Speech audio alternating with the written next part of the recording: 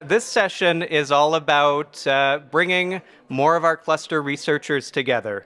And moderating today's panel discussion is Ravneet Kaur. And Ravneet joined Swine Innovation Porc just in July of this year. We're very pleased to have her join our team as Manager of Research Development. She'll be moderating the session and will introduce our panelists. But please join me in giving a warm welcome to our panelists. Thanks.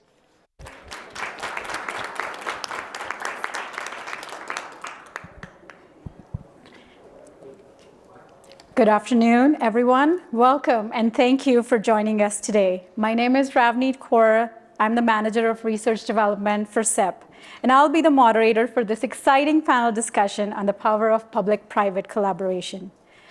Collaboration is the backbone of meaningful progress, and today's discussion will highlight how working together has led to breakthroughs in areas like sound nutrition, feed sustainability, and animal welfare.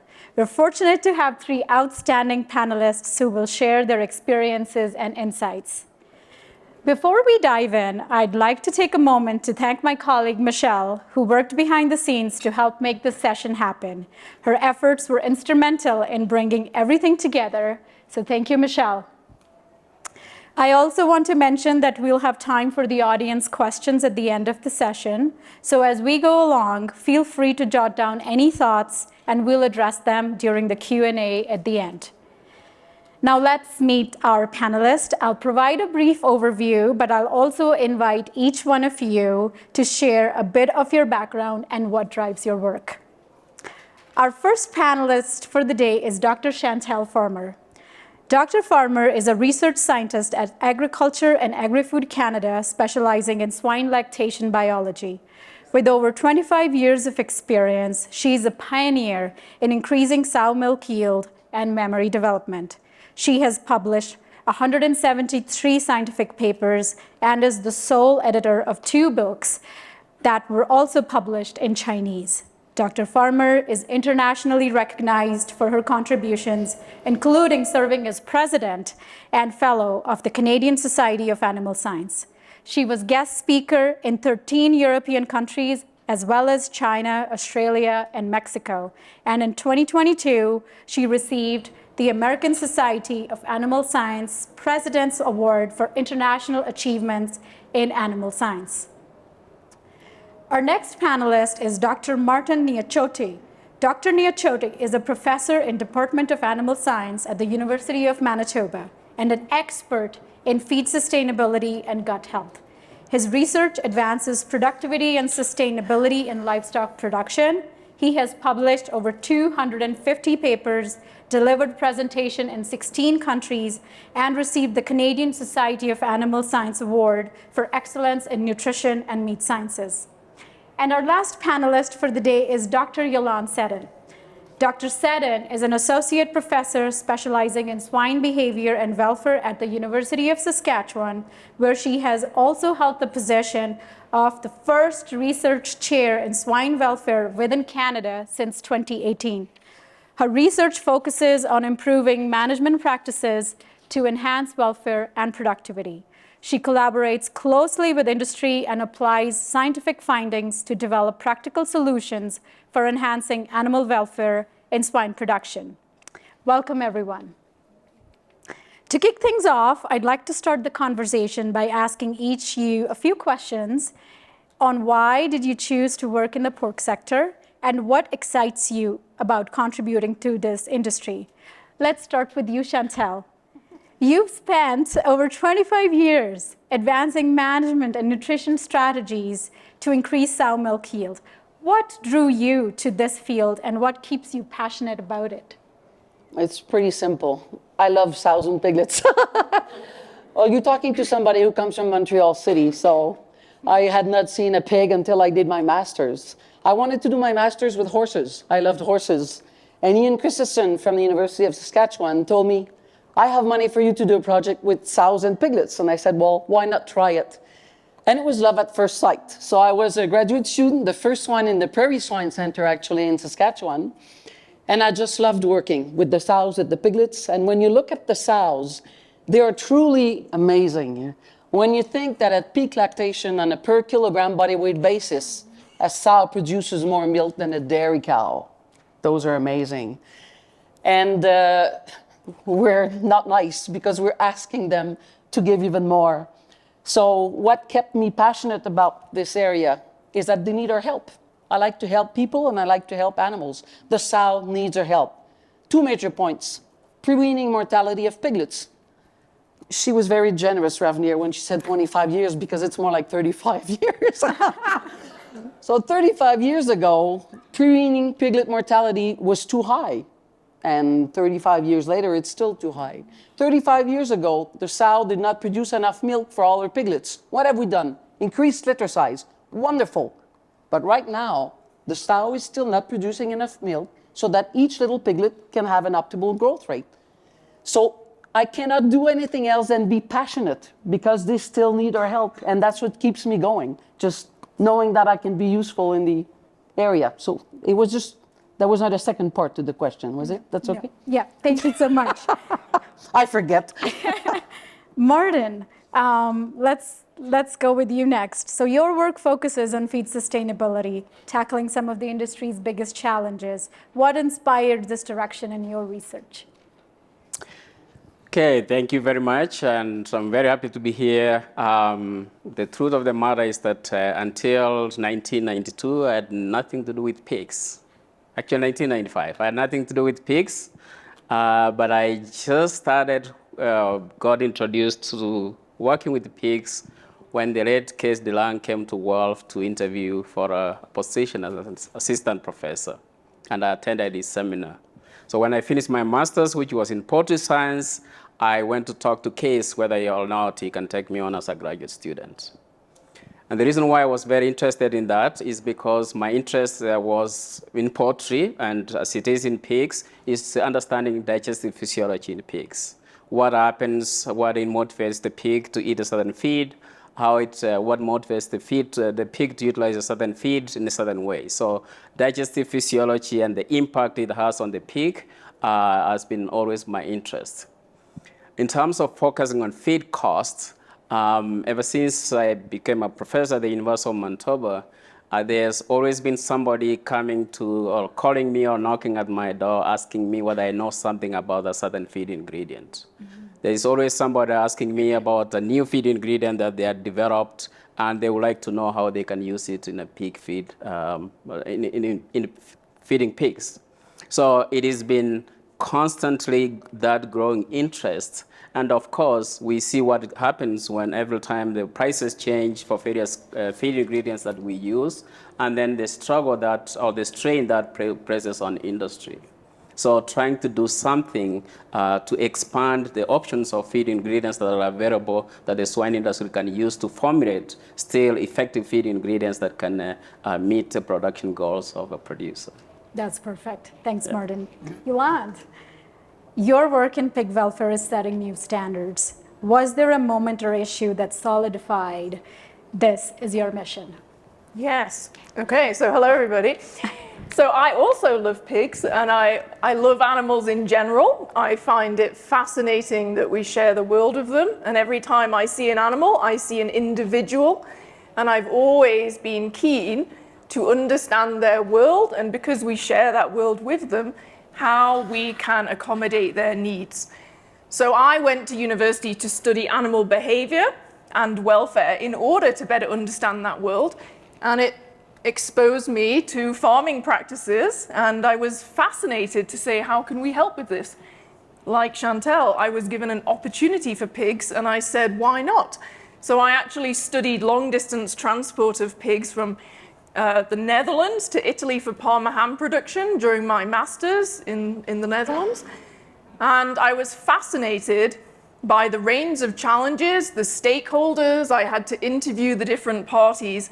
And I made the decision there and then that if I was going to do any good in this world, I was going to focus on this species and understand this industry in order to try and make a positive effect. And I chose science because to me it's very clear.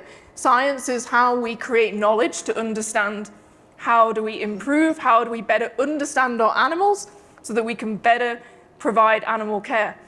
And here we are today. That's perfect. Thank you so much.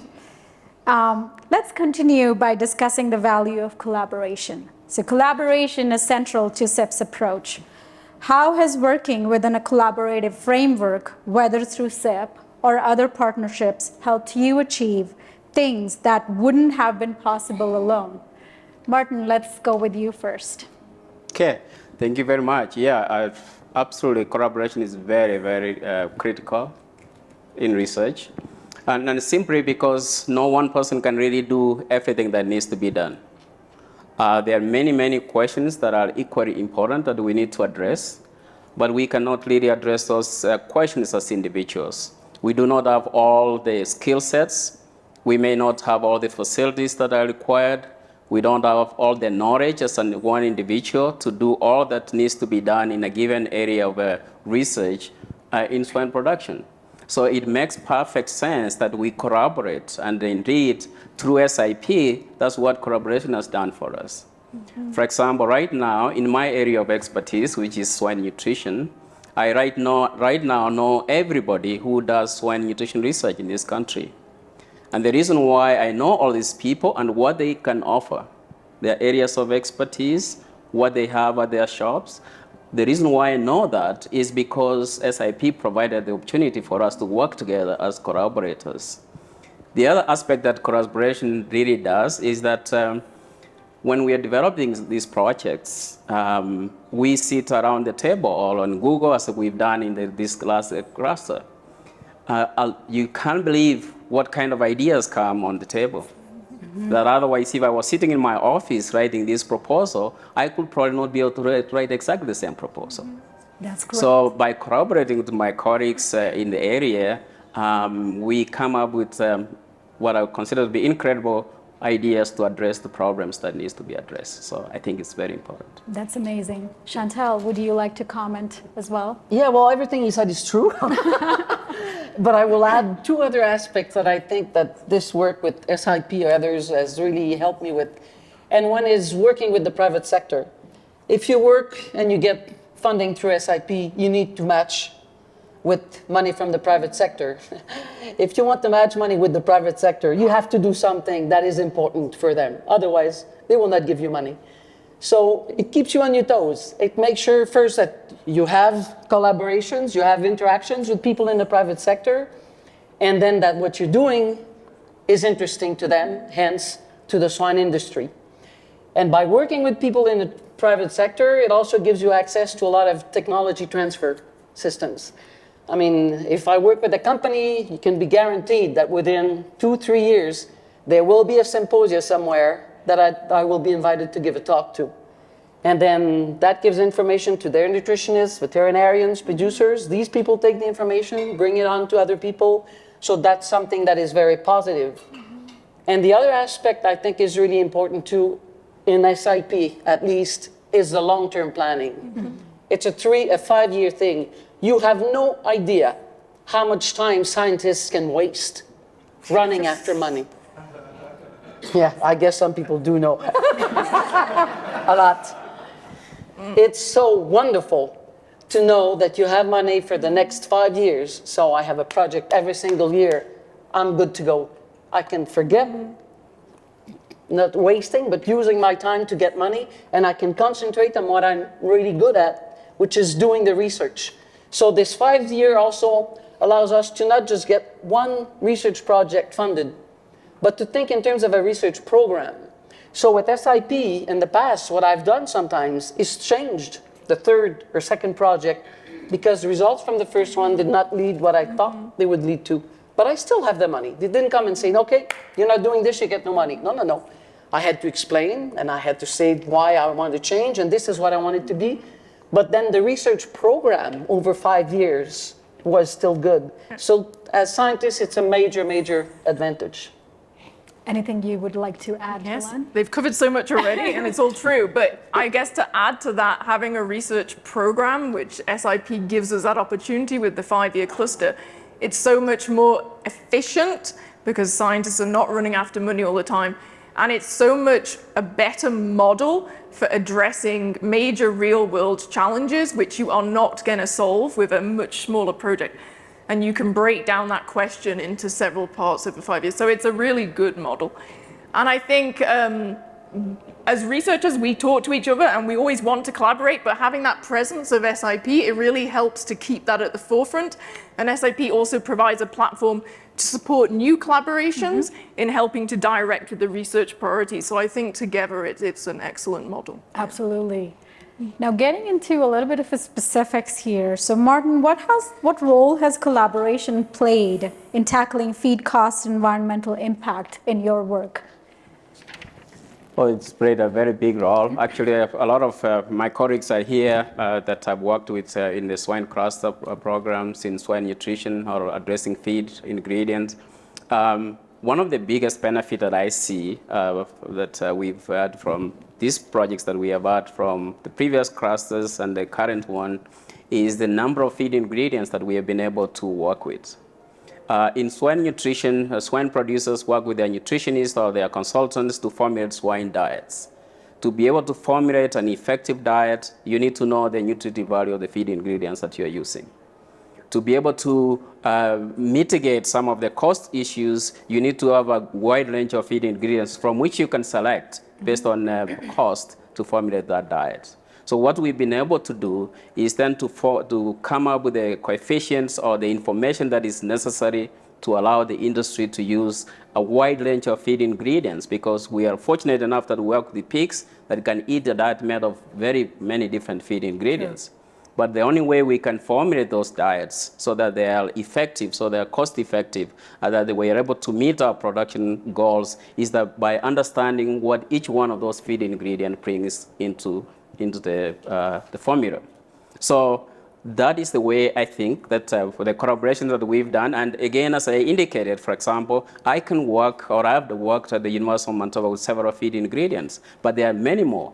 So that's why others that we've collaborated together in other centers have worked on other feed ingredients. So collaboratively, we've worked on a whole lot of feed ingredients, and there's a lot more information that can be used, and is used because I know that it's being used to formulate swine diets to mitigate the issues about feed cost. That's amazing.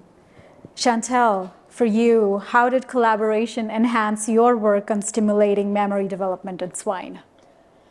Well, in the last cluster, I did a lot of work with the amino acid lysine. So I guess that's the area in which it was most useful. So through work with the SIP funding, I was able to see that if you give 40% more of that amino acid lysine at the late gestation phase in gilts, it will increase the mass of the milk synthesizing cells by 44%. What is it telling us? The requirements that are set now by NRC are underestimating the amount of lysine needed to maximize mammary development and future milk yield. Boy, that's important. And then the next thing we found is that the same story doesn't go for the gilt and the multipair sow. Yes, in the gilt, you give more lysine, more mammary development. No, in the multipair sow, you give more lysine, you don't get more mammary development. So it's really showed us that you have a two-phase feeding system that would be useful in the first gestation only to make sure that they get more lysine at the end of gestation. And that is something that was really interesting. Very interesting. And something else I wanted to say. I'm remembering because we worked on these questions ahead of time, but I have no memory, so I forget. But something else that was really useful for me is the collaborative aspect that everybody here was talking about before. And through these projects, I've developed a collaboration with Leah Neuber at the University of Guelph. And to me, that's a big, big, big plus. I was going to say that later on, so I'll keep it for later. But all I can say is that this collaboration is very positive, and Leanne brings the nutritional aspect, while I bring the lactation biology aspect. We work wonderfully well together, and that's a major positive impact also that this cluster had on my program on memory development. That's absolutely amazing. For you, Yolande, how has SIP support helped you create new knowledge to support animal management and care policies? Yeah, so I would say that animal welfare is its own unique, challenging area, right? Because we can learn a lot of unique science that's going to advance the field, but it can be quite challenging to implement in practice depending on the area. So we've had a lot of good SIP projects addressing some very applied aspects, and I would say that bringing in the beauty of collaboration, when you're collaborating with people on a problem, but we all have a common goal of solving it, you can take different perspectives into the pot, which is much more effective at reaching a solution. And we shouldn't be expected to be experts in everything. So that's why we also collaborate, right? And we share that knowledge. So with SIP, in collaboration with Jennifer Brown, who has been the lead on several projects, we've done extensive work in group sow housing, looking at how the grouping strategies that farmers apply influence the productivity and the sow's welfare. We've, for example, found that you can often maintain productivity, but actually a dynamic grouping will result in more injury and lameness, so it's something to factor in. Are you going to be trying to modify that and manage that aggression, or is that something that you're going to factor into the sustainability plan? It was the SIP collaboration that actually created a huge amount of knowledge with the National Sow Housing Conversion Project, which was significant for getting materials and information up for the industry to be making decisions about the conversion to group sow housing. And another example is one project that Laurie Connor led at University of Manitoba that I was involved in, also was using the expertise of Nicolas de Villiers and some engineers, and they had gate scored sows, and from that looked at how you could reduce lameness by altering the slat gap ratio of the flooring system, which is key for Canada because we don't have any specific set recommendations for that. So that really is science being applied to generate new knowledge and required a lot of cross-collaboration. Yeah. That's absolutely wonderful. Now let's transition to benefits and impact of research on the industry. So SIP plays a critical role in aligning research priorities with industry needs. With your experience in different areas, how do you determine which projects will create the biggest impact for producers and the sector? So we can start with you, Yolande, this time. Okay. So our job as scientists is to stay informed. So we are always scanning the horizon, so to speak. So that's also having conversations with other scientists, paying attention to what's happening. So in terms of welfare, I would also sort of phrase that there is a very public-facing part of animal welfare, which is speaking to the sort of social responsibility of an industry. And then you also have specific on-farm challenges that we are addressing.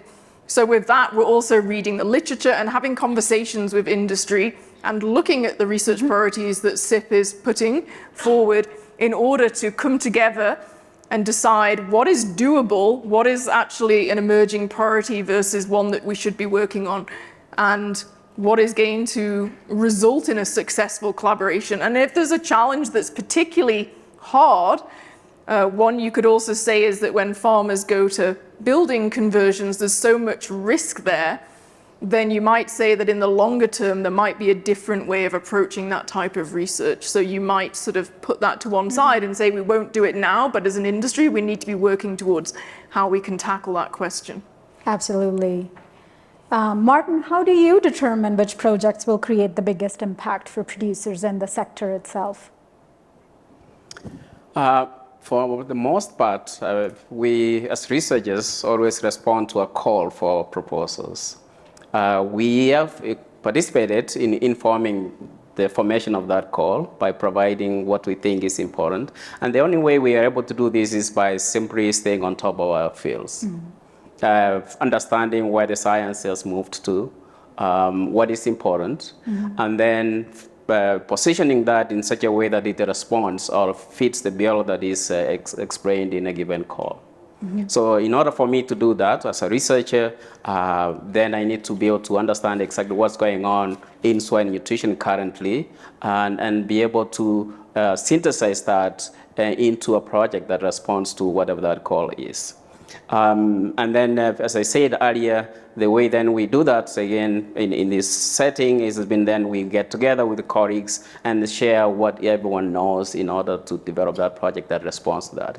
But in terms of defining what is important within that context of that call, it is really important that one stays on top of their area of expertise in order to be able to develop a convincing proposal. Great point.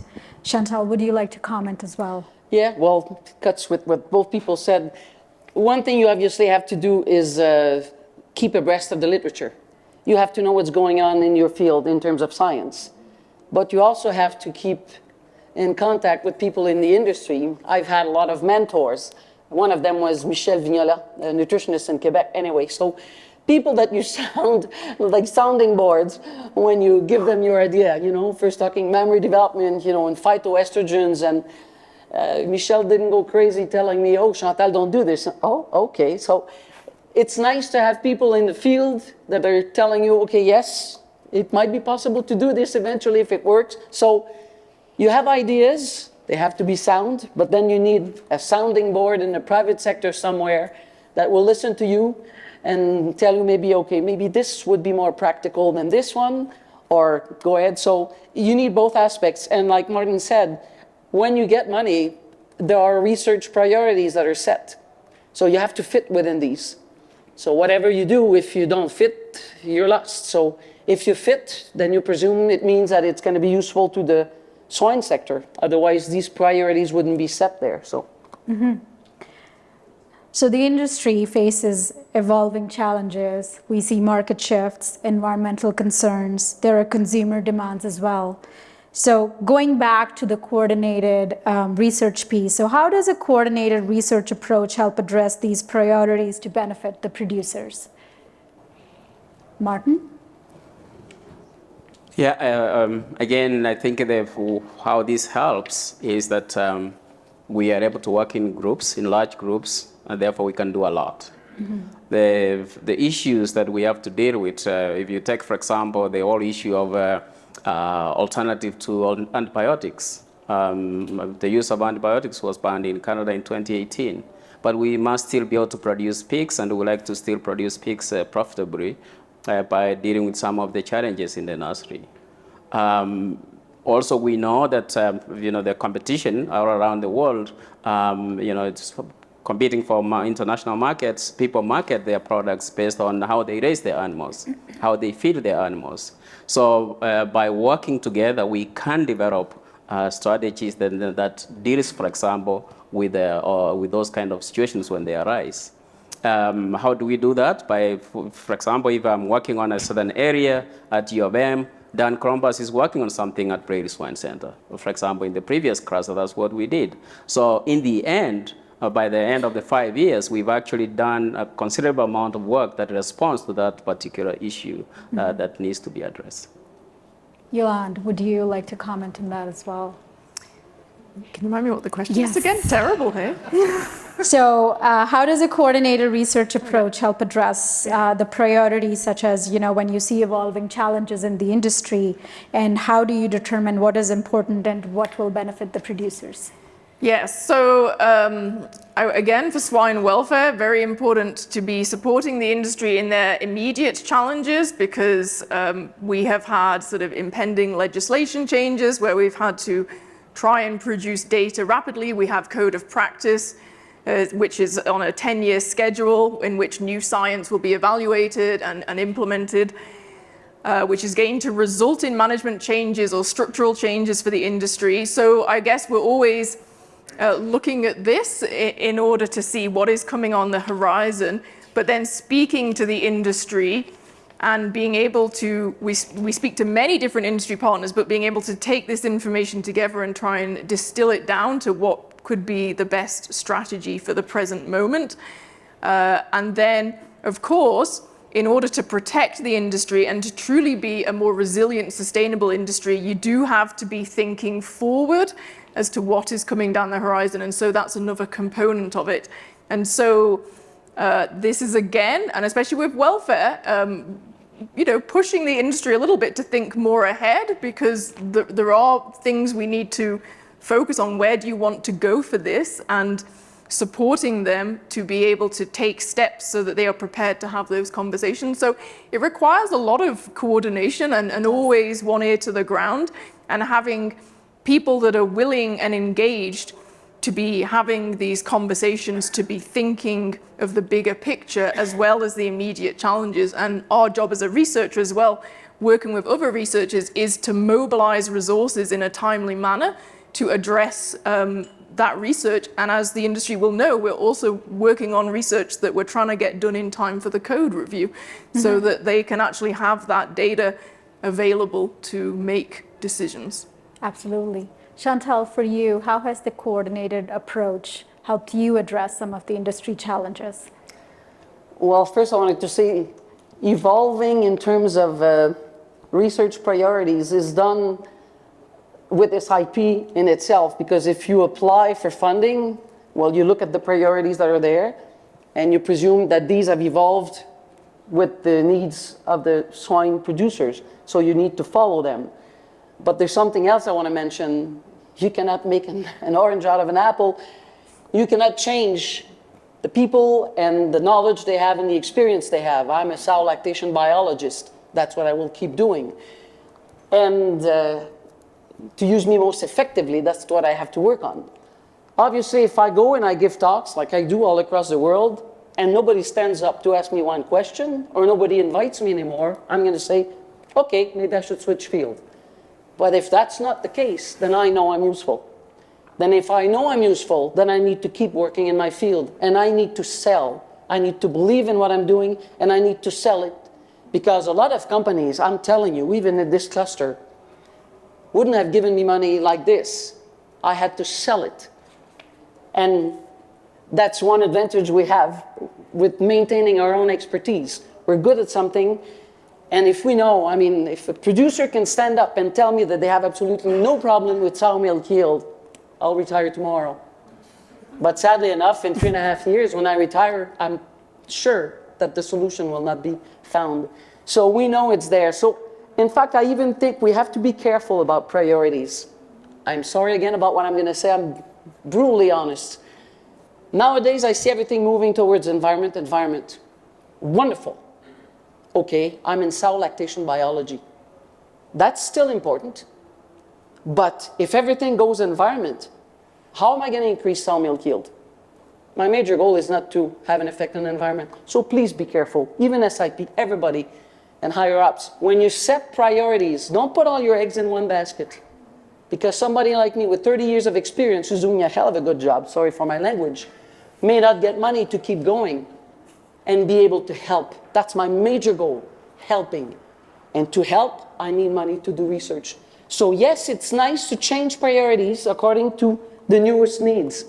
But you need to keep some basic priorities. If sows still have too many piglets that die or don't produce enough milk, you need to keep some basic priorities that are still there to make sure that we keep working at them. So you need two sets of priorities, kind of. Sorry, that's my... Continuing the conversation, and we've touched on this before too, but based on all your experience, Chantal, what insights have shaped your approach to advancing sow milk research? What impact do you hope your work has on producers and animal welfare? What was the beginning? Because there's two questions in there. So what insights have shaped your approach to advancing sow milk yield research? Reading the literature. Mm-hmm. And then something that is neat in my field area is reading it in other species. A mouse, a cow, a sheep, lactation biology, look at the pig. Oop, we're behind with the pig. Mammary development. Nobody looked at mammary development of pigs 15 years ago. Nobody. Why not? The more cells you have that can produce milk, the more milk you can produce. Why not try to stimulate mammary development? So you need to read the literature, even some things that may seem crazy. Then you put it in your mind and you think, okay, maybe talk with the private sector, see does it make sense? But if you believe in it, you will push the private sector. And then you just work in this area that you think is really worth working on. And I always say, you have to believe in what you're doing, you have to be passionate, because you're the one that will sell your ideas so that they get done. So that's one piece of advice I would really give. And what I hope it has done or will do for the producer, I mean, it's easy. Increase sow milk yield, increase piglet weight at weaning, decrease number of days to reach market weight. So those are all advantages. If you look at it from a welfare point of view, well, decrease hunger in piglets. I don't know how hungry they are, but obviously they're not drinking as much milk as they could. So if they can better meet their nutrient requirements, then this will obviously improve also their welfare. So it's another aspect. Thank you. Martin, my next question is for you. So with feed costs being such a pressing issue for producers, how do you see your work helping producers in daily operations? Yeah, I think I kind of alluded that earlier on. Our goal really has been to understand what feed ingredients are available to the producers here. Sorry. Okay. It's better, right? Yeah. Okay. So as I said, as I alluded earlier, our goal really is to try and look at what feed ingredients are available today, what materials that are coming tomorrow that could be useful as a feed ingredient for pigs. If you look at what is going on around in Canada with the initiatives such as plant-based proteins, for every 100 grams of plant material that they try to extract protein from, only 25% protein, 75% of that material remains, and it can either go to a landfill or we can find a useful use for it. So we look at what is here as traditional feed ingredients. We also look at the potential novel feed ingredients and co-products that might also be utilized as feed ingredients for swine. We also stay on top of what the science tells us about how we should be feeding pigs, how we should be formulating swine diets, what formulation systems we should be using. So then the next question is, do we have that information to be able to use those best feed formulation systems to utilize these ingredients? If we don't, then our focus has been to try and generate that information. So that if I need to formulate a swine diet using a certain formulation system, then information or lack of information about the ingredients that are available to me should not be an hindrance for me to use a certain feed ingredient, because probably the pig doesn't mind. The pig will eat that feed ingredient, but for me to use it effectively, I need to be able to have the information that allows me to utilize that feed ingredient. So that's what we've done. The other way that this benefits a swine producer is that there is a lot of co-products, a lot of feed ingredients that are developed, but that cannot be legally used in a swine diet, even though they are perfectly fine. As a pig doesn't mind to eat that type of feed ingredients. But because they are not registered as a feed ingredient in Canada, we cannot legally use them to formulate pig feed diets. So one way I see the work that we do will benefit a swine producer is that eventually this data will be utilized to be able to register these materials as feed ingredients in Canada. Thanks for that, Martin. And I have one more question for you before I turn to Yolande. Okay. Yeah. So you and your work, you've been focusing on reducing nutrient excretion ties into environmental sustainability. I'm curious, what's the bigger vision behind this? My interest, sorry, maybe it's me. Okay. Yeah, my interest in swine, the impact of swine on the environment really started in 2006. Many of you may remember, those of you from Manitoba, when the then NDP government imposed a moratorium on the expansion of the swine industry because of phosphorus excretion to Lake Winnipeg and other surface water bodies in Manitoba.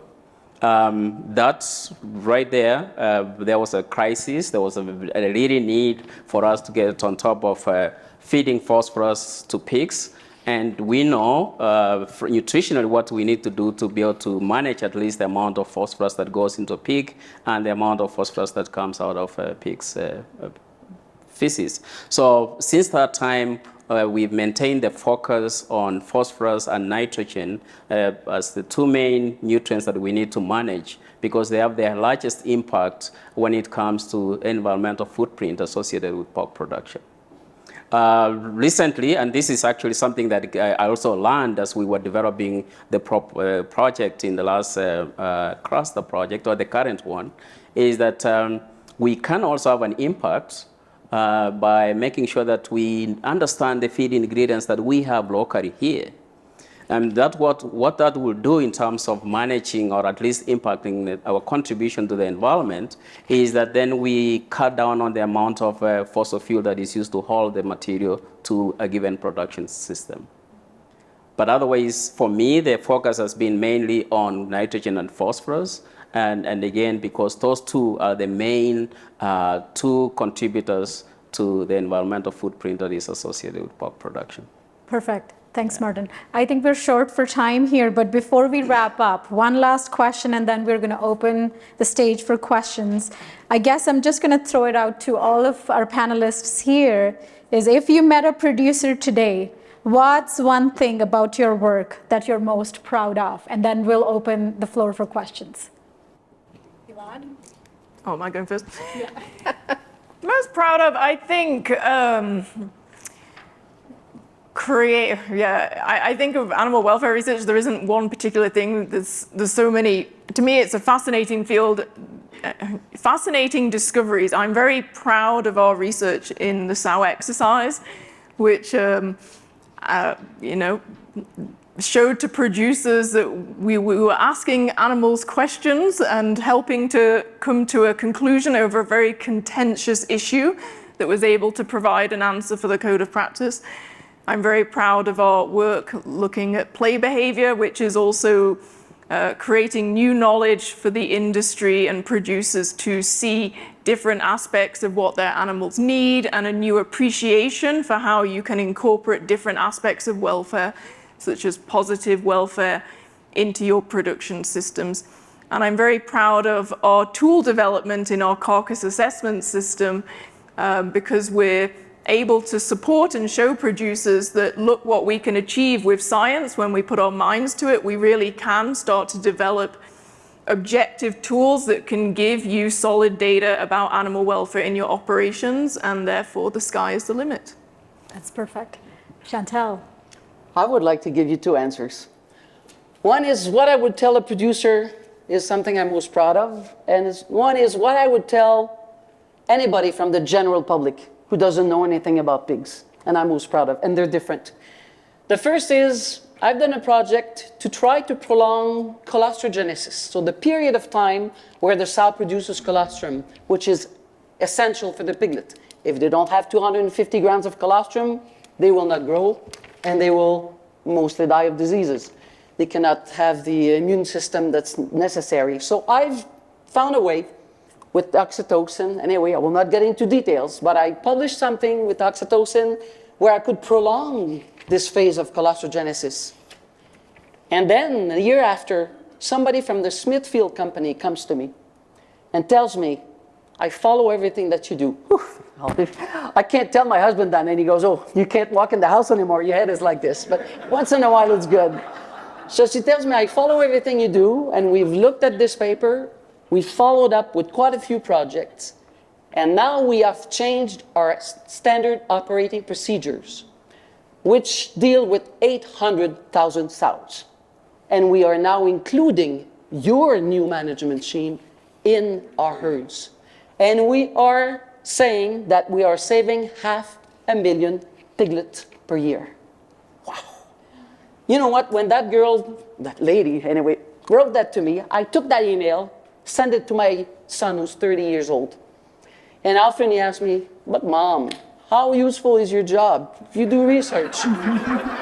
There you go. Read this and weep. And more recently, this year, I sent another email to my, now he's 31-year-old son, somebody from the Harvard Medical School, wow, gets a hold of me and they say, we need you to be our scientific advisor, so I had to sign a non-disclosure agreement. Can you believe that people in research for medicine to increase milk yield in humans need me, the animal scientist? Yes. I'm so happy. This was worth not retiring 3 years ago, which I almost did. Because if on top of helping pigs, I can help women produce more milk. And the thing is, they want to use pig as a model for lactation biology. They know nothing about pigs. So it's wonderful. The knowledge you have about pig lactation biology will also be helpful for humans. And Yeah. I talk with these people in medical research, and we're really so interested in what each other is doing. So that's one thing that's really important for any new scientist. Keep your ears and mind open to things other than specifically just what you're doing. So that's what I would tell to the general public if they want to know what's the one thing I'm really proud of. That's absolutely So, wonderful. 2 things. Martin, and then we'll open the floor for questions. Yeah, it's a very interesting question. Do you want me to hold this? I'm sure it's not me. That's a very interesting question, something I never really think about the things that we do, but maybe based on what I've been asked to do over the years, based on the research that I've done. I've had the fortunes of being asked many questions and being invited to speak in many fora on about the role of nutrition in managing post-weaning diarrhea in pigs. And in particular, I'm particularly proud, if so to speak, for the work that we've done in shaping the use of low-protein amino acid supplemented diets in managing diarrhea in young pigs. Absolutely wonderful. Thank you so much. I know we've gone a little bit over time, but we might take a few questions. So if anybody has a question, now is the time. Raphael. Yolande, you said So if you didn't hear that, Raphael said, what can we do to make the research model, there we go.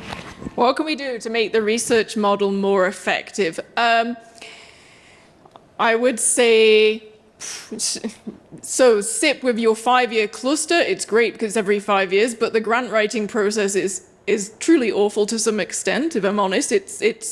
There's too much redundant information that I'm question whether people read. I think we could make that much more streamlined.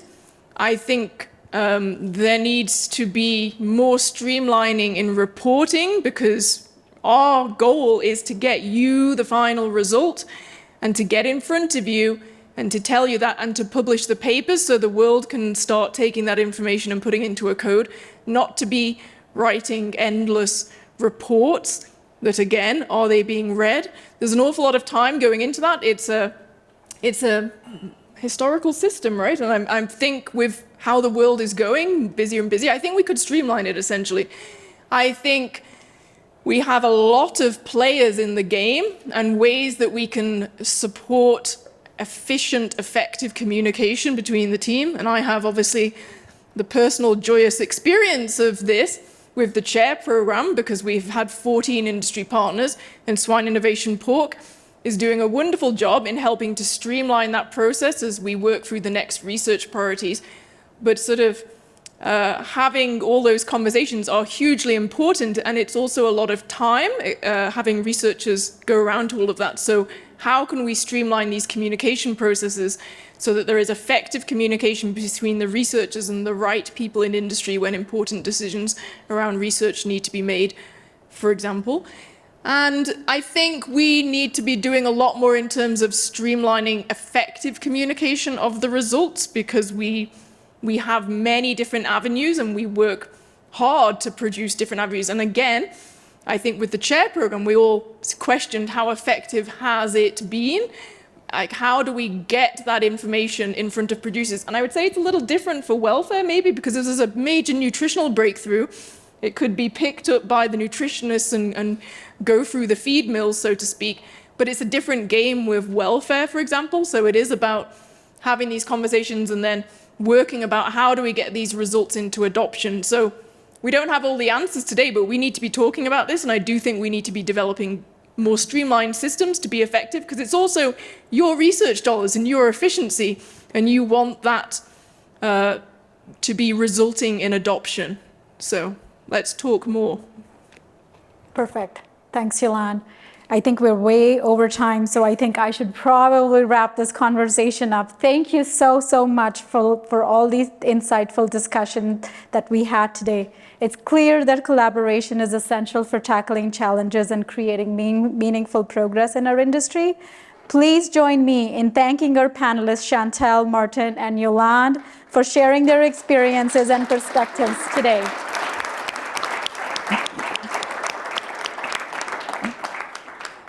I also want to thank again Michelle for working behind the scenes and bringing the